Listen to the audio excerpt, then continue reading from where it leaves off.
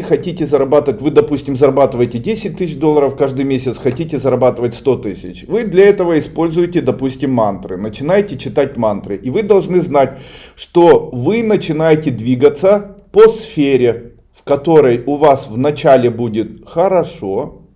То есть, смотрите, вы зарабатываете 10 тысяч долларов, начинаете читать мантры и начинаете подниматься по сфере вверх. И доходите до рубежа, который называется рубеж плохо. Почему? Так устроена система энергетическая. Каждая наша возможность зарабатывать — это определенная сфера, не зря говорят, сфера нашей жизни. Так мы должны понимать, что нас будет ожидать. В тот момент, когда человек начинает двигаться или читать мантры, или начинает двигаться по пути и желанию тому, чтобы зарабатывать больше денег, он непременно должен подняться по своей сфере до верхнего потолка, при котором у него будет ощущение, как будто все плохо. Видите? То есть, когда человек начинает подниматься, он доходит до ощущения, что все плохо. То есть мы начинаем заниматься, читаем мантры, очень много работаем над собой и доходим до состояния, что такое плохо. Взаимоотношения ухудшается состояние здоровья, ухудшается какое-то качество жизни, возможно, скандалы появляются в семье, возможно, еще что-то появляется. И это все приводит к тому, что у нас появляется ухудшение состояния. В этот момент мы должны это все перейти. Каким образом перейти? Испытывать состояние радости. Если не быть пофигизмом в этом состоянии, то тогда мы начинаем падать, перестаем заниматься, не обращаем ни на что внимания и вновь падаем в состояние хорошо. Из-за этого у нас появляется некое понимание такое, что мантры — это чепуха, вся эзотерика — это фигня, Дуйко хочет нам только плохого. Видите? Когда мы доходим до состояния плохого, то толщина вот этой оболочки, она может быть для одного человека очень большой. Для одного человека может быть очень большой, для другого человека толщина этой оболочки может быть тонкой. Когда оболочка толстая, то плохо может длиться долго. Но не стоит при этом сдаваться. Когда вам плохо, вы должны наоборот еще более работать, еще больше читать мантры, еще больше читать там заклинания или дышать кодами, больше использовать методов и практик для того, чтобы вот эта система растянулась. Вот таким образом, как я нарисовал, где вы будете длиться до максимума, что дальше уже невозможно. И выскакиваете в состояние нового элемента, который называется «хорошо». Таким образом у нас происходит подъем. И это возможно, я здесь написал правильное слово, этот подъем возможен, если у нас позитив. Если мы живем через концепцию позитивной жизни. В случае нашего падения обычно нам плохо, мы материмся, ненавидим и падаем в сторону хорошо. Мы здесь матюкаемся, вредничаем и падаем плавно. И у нас появляется хорошее состояние. Очень многие умудряются удерживаться в этом состоянии, ниже не падать. А потом все равно они начинают там больше вредничать, больше жлобиться, как бы усиливая эмоции. И падают в состояние плохо. Снова матерятся и хорошо. Таким образом, путь по отношению к тому, что нам плохо и мы живем негативом, он выглядит более лучше. Мы попадаем, и когда мы падаем, то обычно завершением нашего падения является хороший бизнес или хорошее состояние. Потом мы падаем, еще хорошее. Но вы заходили, допустим, с большим количеством денег. Если вы жили в негативе и падали все время энергетически и духовно, то вы дойдете до состояния, когда денег нет. Или до состояния, когда все от вас отвернулись. До состояния, когда семья разрушилась. До состояния болезней, потому что это связано с болезнями. Ну и, в общем-то, пути обратно у вас не будет с тем восприятием и с тем миропониманием, в котором человек находится. Именно поэтому я хочу сразу же вам сказать, что чтение заклинаний, чтение кодов и так далее, оно непременно должно привести человека к тому, что ухудшается самочувствие. Ухудшается самочувствие физическое, эстетическое, начинает что-то происходить с семьей, начинает что-то... Почему? Именно это и послужило в свое время к тому, что у вас произошло падение. И вы, когда начинаете включать у себя позитивную жизнь, испытывать радость, каким-то образом настраиваться на счастье, то вы непременно доходите до верхней точки, где все как будто могут быть против вас. В это время разочарование, в это время нервное состояние, в это время беспокойство будет вас непременно сдвигать вниз, и вы будете вновь падать. Как обычно это происходит? Человек начинает читать мантры, у него начинает чуть-чуть получаться что-то там, получается зарабатывать деньги, и тут вся семья обозлилась. И все начали быть против него, и на работе все против него, и договора не подписываются. И в этот момент он разочаровывается, говорит, да ну его нафиг, все, начинает себя накручивать, беспокоиться, перестает испытывать радость, и через 2 недели вновь становится как и раньше. И он говорит, о, слава Богу, все как и раньше. Но нам, как и раньше, не нужно. Когда вы доходите до этого уровня, все обозлились. Вы говорите, ну и что, мне это не беспокоит, я тебя все равно люблю. У всех все плохо. Вы говорите, ну и что, я не заморачиваюсь, не парюсь, я буду заниматься своим делом. Вот эти мои слова, я не заморачиваюсь и не парюсь, являются ключевыми в этом случае. Потому что эти ключевые слова дадут вам возможность вырваться из той оболочки, в которой вы находитесь. В том денежном... в той денежной системе, в которой вы находитесь. При этом это выглядит так. Если вы очень низко находитесь в социальной лестнице и начинаете выходить, то вначале у вас будут обострения здоровья. Когда переходите на другой вариант, обострение желаний, зависти. Когда вы ходите на другой уровень, обострение чувств. Когда вы ходите на другой уровень, обострение мозга, то есть очень много мыслей, они все дурные, это говорит о том, что вы выходите на правильный уровень. Когда у вас будет обострение мыслей, это у вас будет 10 тысяч долларов в день. Когда вы выходите на уровень каждый день по 100 тысяч, то вы ни о чем беспокоиться больше не будете. Это жизнь как полет, никто не обижается, не злится и так далее. Есть люди, допустим, которые...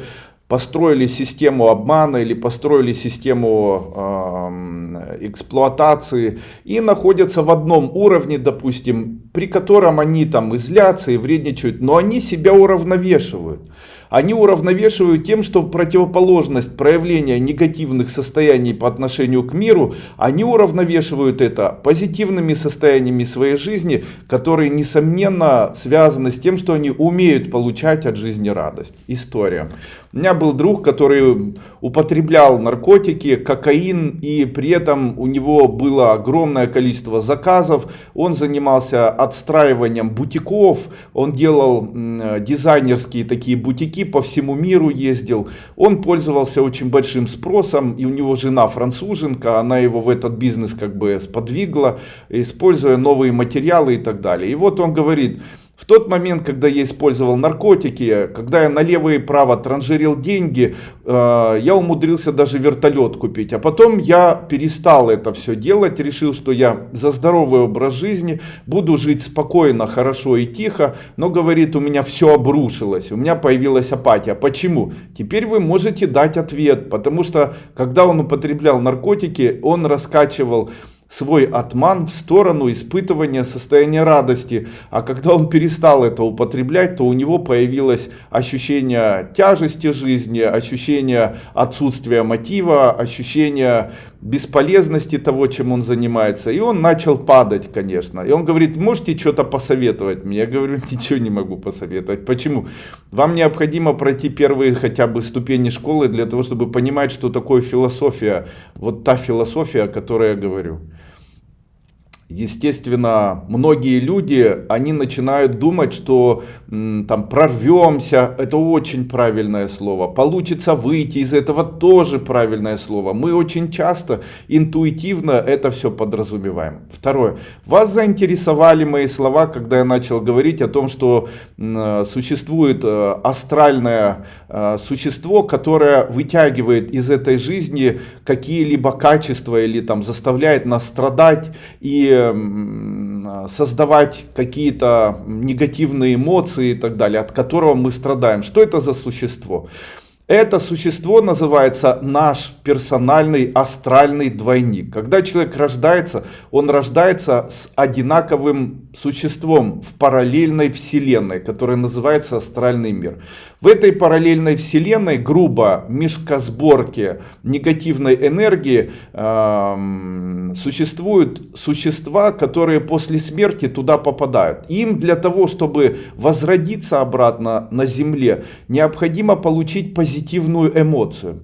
Таким образом, когда человек начинает жить, то он может идти белым путем и, создавая радость, испытывать только приятные и позитивные эмоции в жизни. Ну, не только, конечно, но как бы понимая то, что он на белой стороне, создавать. Это создает принцип втягивания белой энергии или втягивания энергии радости и направления в астральную энергию. Тем самым вы начинаете влиять на то существо. Как оно влияет на вас в виде негатива, который проявляется в вашем теле, вы начинаете влиять на это существо в виде позитива, которое появляется у него. Как для вас плохо, когда появляется негатив, так для него плохо, когда появляется позитив. Но я хочу вам сказать, что если у него появляется позитив, то это создает у него мотивацию. И эта мотивация создает у него возможность увеличить астральную энергию. Как и негатив, который он создает для вас в том мире. Создавая для вас в этом мире негатив, он создает для вас мотивы для того, чтобы вы быстрее шевелились и что-то делали. Если астральная энергия не создает, если вы не создаете для нее добро, то тогда она будет создавать для вас зло.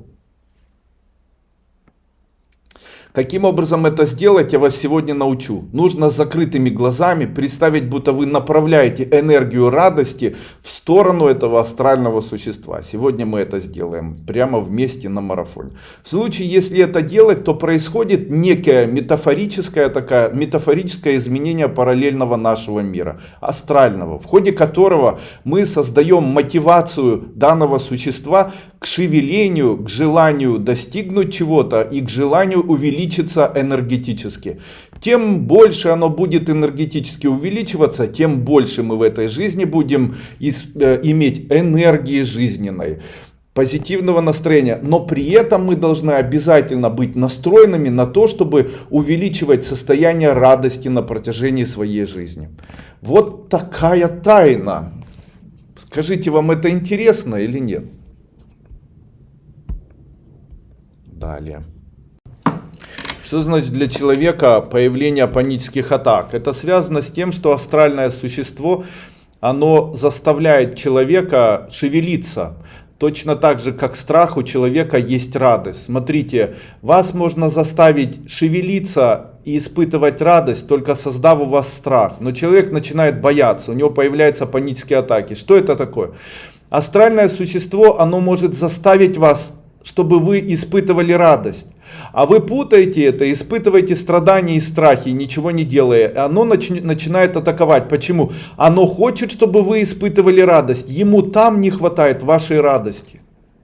А радость нужно испытывать с открытыми глазами. Сегодня мы это сделаем закрытыми еще. Почему? Мы заставим это астральное существо шевелиться тоже. Пустим в его сторону радость с закрытыми глазами. Зачем нам это необходимо? Есть такие люди, которые не испытывают радости, не испытывают ничего. Астральное существо у них становится органическим, то есть не шевелящимся. В этот момент у человека появляются болезни с упадком сил и болезни с упадком настроения. То есть он теряет энергию. Астральное существо при этом растет, оно заставляет его, толкает его там что-то делать. Человек при этом пьет таблетки от панических атак и ничем в жизни не занимается. Знаете, как у людей это, там, хочется женщину, найди женщину. Нет, лучше заняться онанизмом.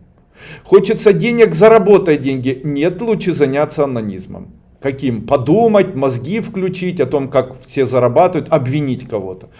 Хочется любви, найди любовь. Нет, лучше заняться онанизмом, каким-нибудь чувственным. Хочется ума, поучи что-нибудь. Нет, лучше заниматься онанизмом, посмотреть, какие бывают умные люди.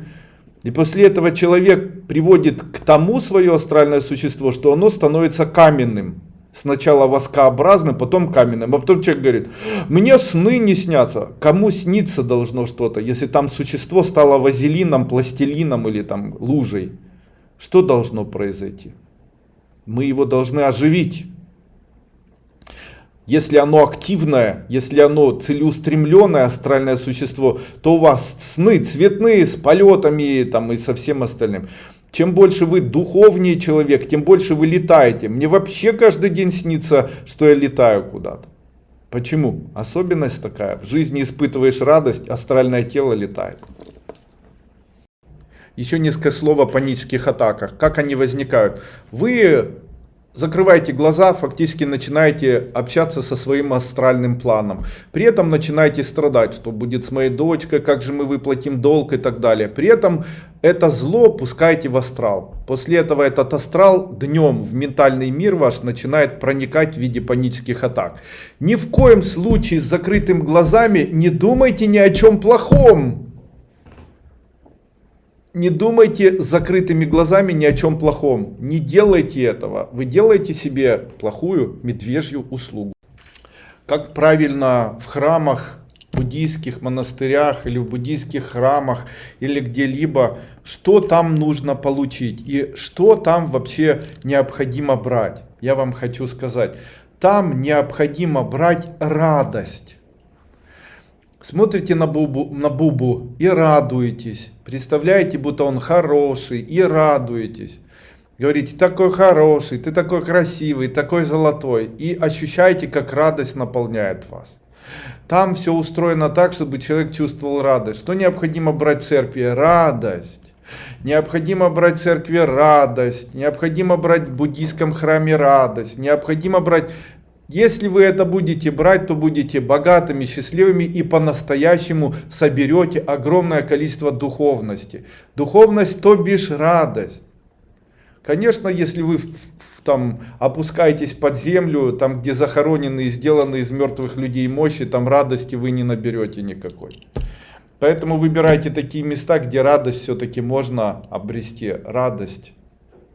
Хотелось бы сегодня начать вот с чего. Я хочу вам показать план. Что это за план? Это определенная схема такая, в которой я вам сейчас покажу, как происходит движение человека в его жизни. Существуют определенные промежутки жизни, которые связаны с социальной моделью его. Социальная модель — это, грубо, возможность зарабатывать на протяжении одного месяца определенную сумму денег. Условно напишем $100 каждый день, $1000 каждый день, $10 000 каждый день и $100 000 каждый день. Ну и есть ниже.